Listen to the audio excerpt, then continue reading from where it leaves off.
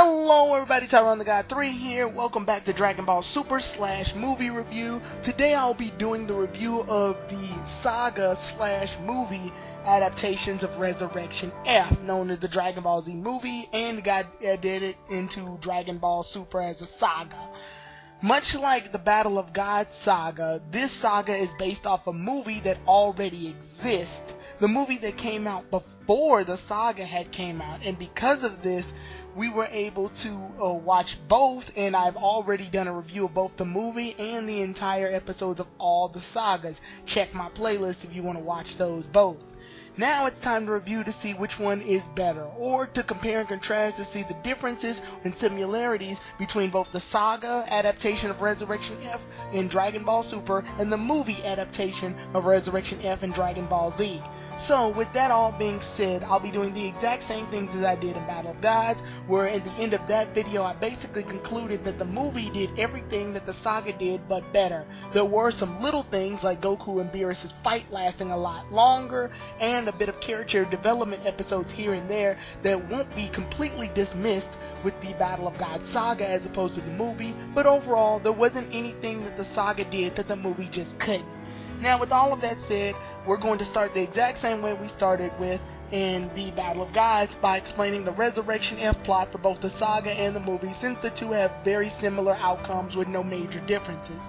The plot begins with Sorbet and Tagoma as they gather the Dragon Balls on planet Earth. With the help of Emperor Pilaf, Shu, and Mai, they're able to gather all 7 Dragon Balls and revive Frieza. Once Frieza's revived, he goes through a training regimen of about 4 months in order to get much stronger so that he can go back to Earth and exact his revenge on both Goku and Trunks. The sagas basically have the exact same plot. Now, before we go into anything major, I'm going to go off and explain all of the similarities that both the movie and the saga have, and then we'll start picking apart the differences from there. Both of the sagas deal with Frieza. Frieza is the main antagonist of the saga because he's the one being revived. Goku and Vegeta are the main ones that end up beating Frieza due to their power and upgrade to Super Saiyan Blue. Frieza's also gained a transformation known as Golden Frieza. They both deal with Frieza's soldiers Sorbet and Tagoma, and even later Shishimi. Also, they both have to deal with the 1,000 soldiers that come to Earth in order to fight off against our Z warriors, because the 1,000 soldiers are recruited by Frieza in order to help Frieza with his all-out invasion on Earth. Both the movies have the exact same solution on how to fix the upcoming Frieza threat when things start to get out of hand.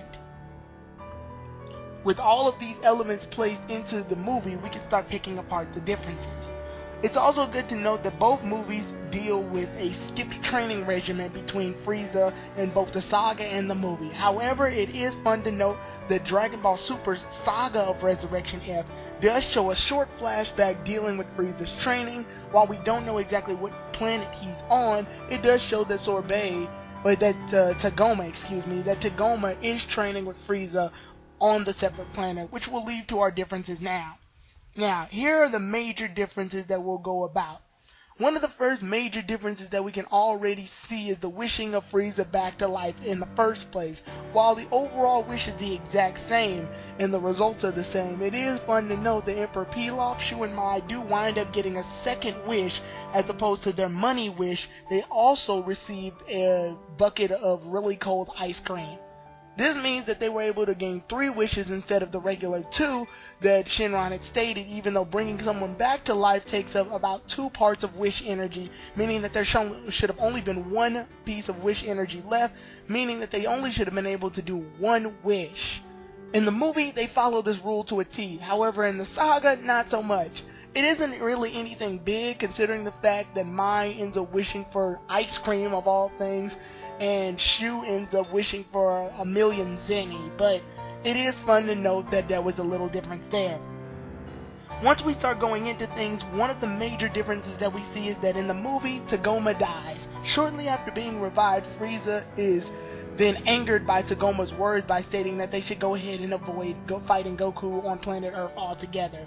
Because of this, in the movie, Frieza just goes ahead and kills Tagoma off. However, in the saga, he doesn't do this. In the saga, he winds up injuring Tagoma to the point where he can't move his arms or legs. He later on does end up getting healed thanks to the rejuvenation chamber, which allows him to later on train with Frieza and power up to the point where he's able to effectively fight against all of the Z Warriors. This is a very noteworthy moment in the saga that's differentiated from the movie because it shows that much like Frieza, Tagoma is a threat now. It's also fun to note that Shishimi, one of the soldiers that were along with Tagoma and Sorbet, winds up getting killed really fast in the saga as opposed to the movie. In the movie, what ends up happening is that Gohan incapacitates Shishimi with one punch and sends him down, while in the saga, Shishimi winds up fighting off against Gohan, holding him down, and then Tagoma winds up killing both of them using an energy blast. Thankfully, Piccolo ends up revitalizing Gohan thanks to him using a Kakaya. This is a major difference because not only does it show the fact that Shishimi dies by the hands of Tagoma instead of Frieza like in the movie, this also shows off the fact that Gohan was killed by not Frieza but Tagoma and revitalized by Piccolo much in the same fashion.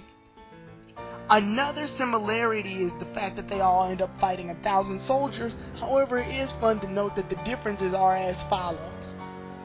In the movie, the Z Warriors end up successfully fighting all 1,000 soldiers and defeating them, while in the saga, the 1,000 soldiers attack, but the main focus here is Tagoma. Because Tagoma is the one that's the main issue, and later Ginyu, when Ginyu reappears, which I'll explain that in a later on part of the video, the 1,000 soldiers still exist by the time Goku and Vegeta arrive on the battlefield. They're not killed off until Frieza decides to destroy them all by powering up and not telling them to move out of the way. Frieza ends up killing the 1,000 soldiers in the movie as well, however the difference being the fact that the 1,000 soldiers have already been incapacitated by our Z Warriors by the time that Frieza goes ahead and kills them off. Frieza kills them off in the movie because he just basically deems them unworthy of being fit to be on Frieza's army, whereas in the saga, Frieza ends up killing them all off because he just didn't warn them to move out of the way when he powered up. Honestly, I think this is a worse version of what happened because I do like the fact that the Z Warriors spent plenty of time defeating all of the Frieza soldiers. Another small difference in fighting the Frieza soldiers, and this one isn't really that major, is how they end up fighting the Frieza soldiers to begin with. In the movie, they decide to all spread out to several different locations, with Krillin being in the woods, Gohan being near the mountain crevices region, Piccolo being in mid-air, Tien being in a cave, and Master Roshi being in the open wasteland areas. This allowed for us to view each fight individually and show off each of the Z Warriors in their own type of way, with the inclusion of Jocko fighting a large amount of soldiers by himself by tricking them and doing various antics. Honestly, I think the movie did this fight a lot more justice due to the fact that all 1,000 soldiers wound up getting completely defeated thanks to the efforts of our Z Warriors and how they defeated them and with their own unique individual attacks. In the saga, they don't do as original attacks as much. We see some attacks here and there with Krillin using his expanding shot, but other than that we don't see many attacks. Piccolo used Hell Zone Grenade in the movie, Gohan wound up using the exploding range shot, Tien wound up using the Shinki Koho, aka the Tri-Beam, and Master Roshi ended up using the original Kamehameha and one-handed Kamehameha respectively, along with Krillin effectively using the Destructo Disc on a mountainside in order to crash against the 1,000 soldiers, with Jocko using his paralyzing gun and tricking a few of the soldiers into getting eaten by a giant whale. These showed off the Z Warrior skills a lot more effectively and gave them all respectable amounts of screen time while simultaneously allowing the Z Warriors to defeat large amounts of Frieza soldiers. I'm gonna say here that it's probably because the saga had no choice but to just go ahead and speed things up, but ironically this is a saga, so it could have afforded to have been stretched out a little bit more. I honestly wouldn't have minded our Z Warriors fighting the soldiers and taking a couple of episodes to do it. I mean, it's 1,000 soldiers and the Z Warriors can easily show that they have the ability to fight off 1,000 soldiers. I thought the saga was going to take a minute to have Krillin gain some development, which they kinda did, because Krillin showed to be a little bit afraid of fighting the soldiers because he felt a little outclassed due to the situations that happened, until Master Roshi gave Krillin a pep talk. Granted, I don't know why Frieza's issue was with the soldiers, but his more or less was with the fear that Frieza would kill him all over again, much like last time. The movie, this character development scene between Krillin does not happen. However, when I stop to look at it, I feel that this scene wasn't really necessary due to the fact that the conflict was fighting off against a bunch of soldiers. I do like, however, the fact that Master Roshi is explaining to Krillin that he's been exposed to several different villains throughout the series with much greater power levels than the Frieza soldiers that he was dealing with currently, so he was able to beat them with no problem. This I respect. However, I do feel that the Z Warriors could have spent a little bit more time fighting off against the soldiers here. Other than that, the major difference we wind up going to is the main reason that the squabble between the soldiers took a lot longer than it had to, and that's Tagoma. As you all know, Tagoma wound up getting a power-up in this version of the Dragon Ball Super instead of in the movie, where in the movie he did not even appear during the 1,000 soldier invasion on planet Earth because he was already killed off by Frieza beforehand. In this version, it takes a bit of a turn because Tagoma is apparent in the battle along with the 1,000 soldiers, and he's been powered up due to training with Frieza, so he is powered up to a considerably high power level, making him more of a match between the Z fighters. This allows him to do major damage to the Z Warriors, even to Gohan at some extent. When all hope seems lost, we run into another major difference, and that's the fact that Gotenks makes an appearance in this saga. It is unfortunate to note, however, that while Gotenks does make an appearance, he's only at Super Saiyan, and all he does is one hit on Tagoma by knocking him into the balls due to his appearance in the series. However, once that ends up happening, his fusion completely diminishes and he winds up backing off as Goten and Trunks. This was a bit upsetting because I really wanted Gotenks to actually be effective here. Gotenks shows that he has the power to transform into Super Saiyan 3, which means his abilities in order to fight off Tagoma as well as some of Frieza's soldiers would have been very much utilized in the saga, which the movie just didn't have time to do or just plain didn't want to do, because it wouldn't have been enough time. It was fun to note that Gotenks did arrive, however they dropped the ball on this by making Gotenks' arrival very short-lived. Because of this, our Z Warriors wind up having to deal with Tagoma anyway. However, things make another major change with the return of a very old character, Captain Ginyu. For those of you all who don't know, Captain Ginyu was dealt with during the Dragon Ball Z's Planet Namek saga along with Frieza and the others. However, he wasn't killed. His body wound up switching out with frogs, and then he was teleported to planet Earth because Goku had made a wish that everybody but him and Frieza teleports to planet Earth so that Frieza and him could fight before Planet Namek explodes. Because of this, Captain Ginyu was forever trapped in a frog's body until he had met up with the situation at hand and switched bodies with Tagoma. A lot of people have controversy on this scene as to wondering how Tagoma is able to switch with Captain Ginyu without Captain Ginyu having to say the words body change, and this is because he tricked Tagoma into reading body change so that they would switch out. The fact that Captain Ginyu had access to Tagoma's powers, full powers mind you, without having to go through the struggles of learning Tagoma's body is another scene that causes much controversy beyond the Dragon Ball Z community. I personally felt that this wasn't much of a controversial scene because of the fact that Tagoma's body is evil. Tagoma is an evil Frieza Force soldier, so his body is probably pretty easy to pick up on in terms of control. Goku, however, uses different accesses of ki in order to access his full power. So because of that, Captain Ginyu would have a much harder time controlling Goku's body because his intentions aren't the same as Tagoma's would be. So with that big difference in set, Captain Ginyu has made it back into the fray of Dragon Ball Z in terms of fighting off against our Z Warriors. The difference, however, the major differences are shown off, and Gohan actually shows to be the one to take advantage once he transforms Super Saiyan. Unfortunately, this goes south when Frieza ends up blasting Gohan to the point of near death. This is where we run into another situation that makes things different. First of all, I want to take a minute to note that the saga pays more attention to Gohan than the movie did. The movie didn't have much time to focus on Gohan, and all they could afford to happen was that Gohan would knock out Shishimi and then end up getting killed by Frieza with one punch. Here, things get a bit different. As Gohan gets injured by Frieza, Piccolo winds up taking the last shot from Frieza before Gohan dies, and Piccolo is the one that winds up dying. Piccolo doesn't get revitalized like the others, and it is confirmed that he has died yet again within the series.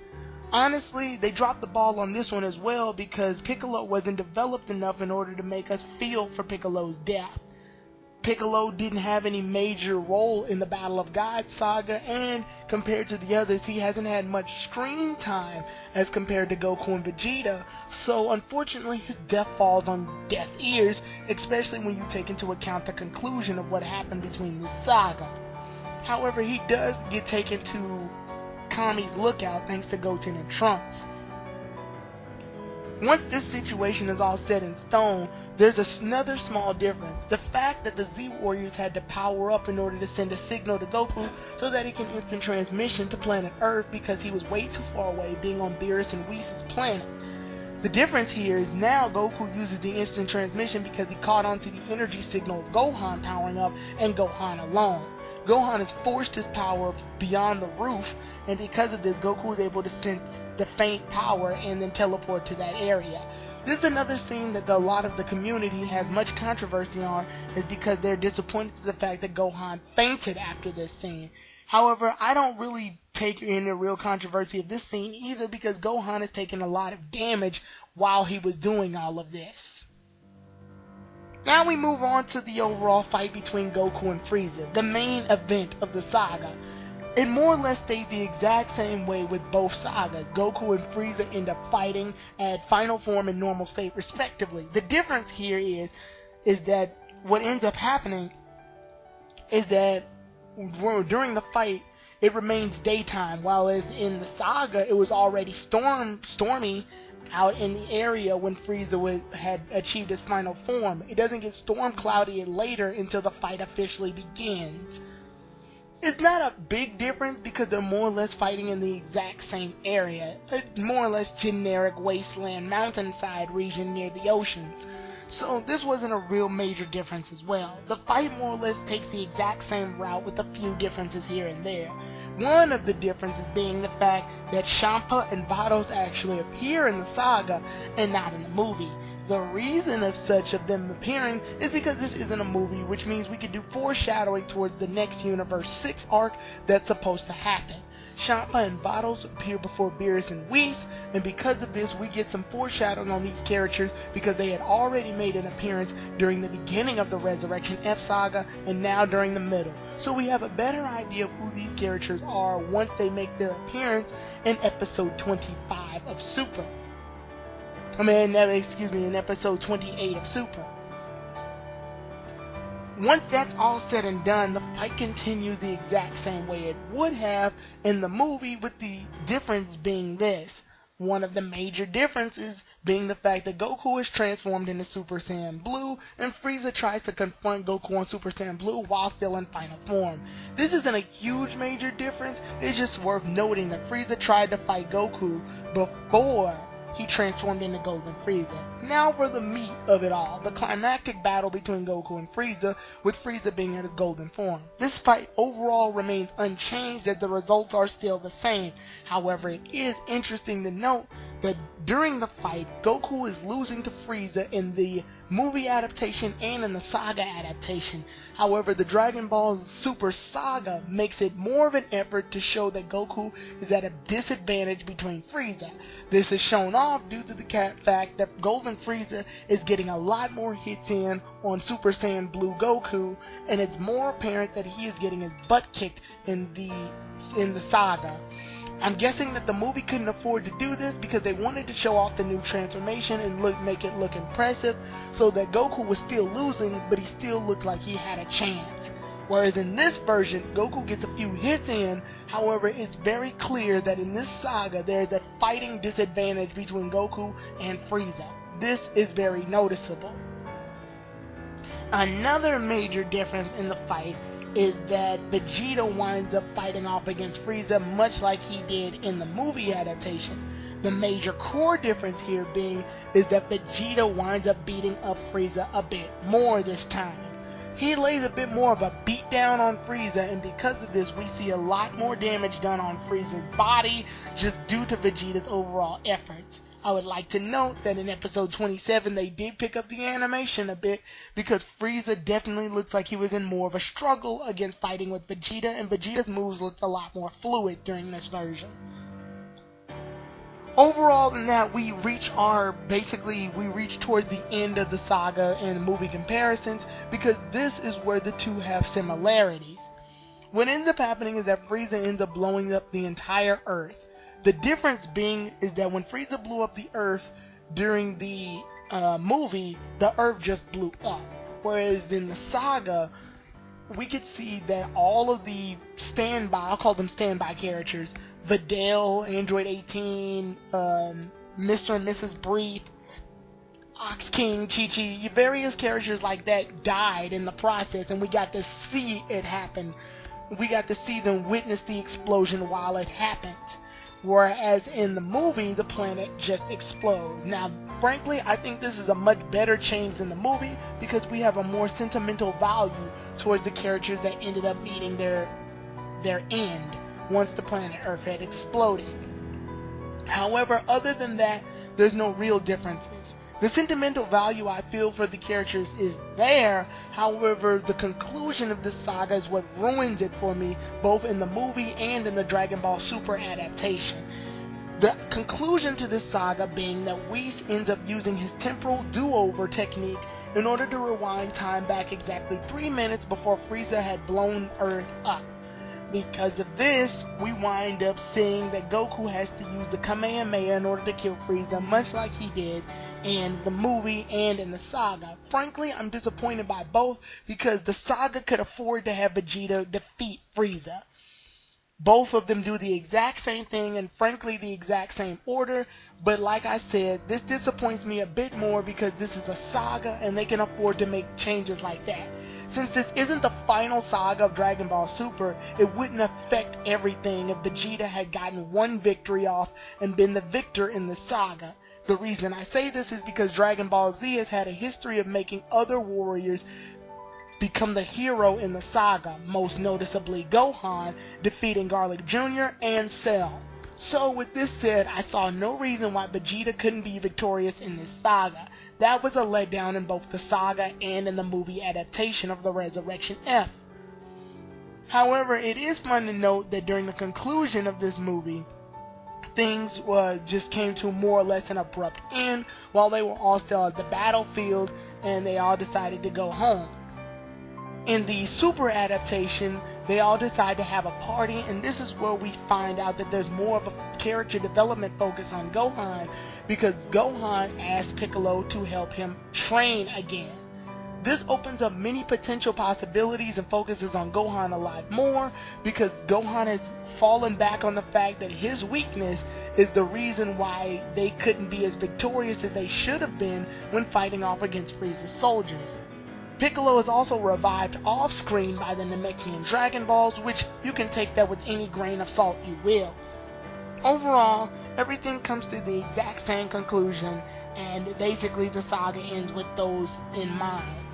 Another tidbit that I wanted to go ahead and state between training, and not just between Frieza, but with Goku and Vegeta, is that Dragon Ball Super took a bit more time to focus on Goku and Vegeta's training. However, it was confirmed that they weren't able to obtain the Super Saiyan Blue transformation until shortly before the fight with Frieza.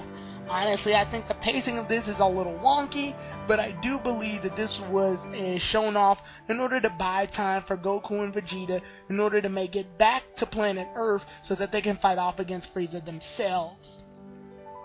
It is fun to note that while the training methods did happen and took them to a room much similar to the hyperbolic time chamber or a room of space and time, in the movie adaptation, all they did was train off against Whis, implying that they already had access to the Super Saiyan Blue transformation before the movie had existed. Overall, if you were to ask me which one I would watch, Honestly, the movie again wins here. The movie did everything better than the saga did. However, there are some small tidbits that are worth watching within the saga. Honestly, I did like the idea of Captain Ginyu taking over Tagoma's body, and I do love the fact that Tagoma got a major power boost by training with Frieza in order to make him much more of a threat towards our Z Warriors. This makes things a bit interesting and caused more conflict between our Z Warriors. However, I was annoyed by the fact that the 1,000 soldiers had still existed and were very active until Frieza had accidentally killed them all off. Honestly, I think this was a mistake on their part, and I wish that the Z Warriors like Master Roshi, Krillin, Tien, and Piccolo could have focused more on fighting off the soldiers, while Gohan and Gotenks could have taken on Tagoma. This, I feel, was a missed opportunity, but definitely made for things to be a little bit more interesting than them just defeating 1,000 generic Frieza soldiers. We also missed out on a lot of Jocko's fighting because he didn't fight much and mostly did side commentary with Bulma. The reason I didn't mention Jocko a lot in this particular saga is because his role in the saga was reduced to nothing more than warning Bulma about the soldiers and then defeating one soldier by tricking them. This was honestly a missed opportunity on their part and really didn't show off Jocko's character as well as it did in the movie. One of the things I praise the movie on is the fact that the dubbing of Jocko and his lines and dialogue definitely made his character very interesting, plus the banters that he had with Bulma. In the saga, however, all they did was take the banters from Jocko. The reason I have a problem with this is because in the movie, Jocko shows to be a lot more useful, and he ends up fighting a large amount of soldiers with various comedic antics by tricking them and or fooling them all into fighting so that he can wind up beating a lot of the soldiers. This, topped with the banters and conversations that he had with Bulma, made for some very interesting interaction. Here, all he did was fight one soldier, and most of the episodes were taken up with him and Bulma having banters in between Goku and Frieza's fight, which very much broke the tension and momentum of the fight itself. There were some things that I thought were pretty interesting, both in the movie and in the saga, in terms of Frieza himself being cruel. And one of those things that I really like to notice is the fact that in the movie, Frieza had destroyed one soldier randomly once he was revived. This seems a lot more like Frieza's style. This is something that Frieza would do. In the saga, however, they don't implement this, and I get really upset when I saw this. The fact that he would torture Tagoma for saying some stuff like he did, where he should just avoid Goku, also insulted me and Frieza as well, be just due to the fact that normally, me as an audience member, I would love to see Frieza kill someone for saying something insulting like that. However, the fact that Tagoma did stay alive made for a very interesting move, because it definitely shows that during the saga and the movie, Shishimi is the threat with the movie, well, the soldier threat within the movie, while Tagoma was the soldier threat within the saga.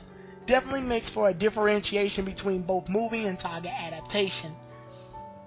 Overall, like I said though, the movie did better animation wise, and it also focused on a lot more of the characters other than just Goku and Vegeta. This saga and the movie overall as a whole is good, but it's not the greatest.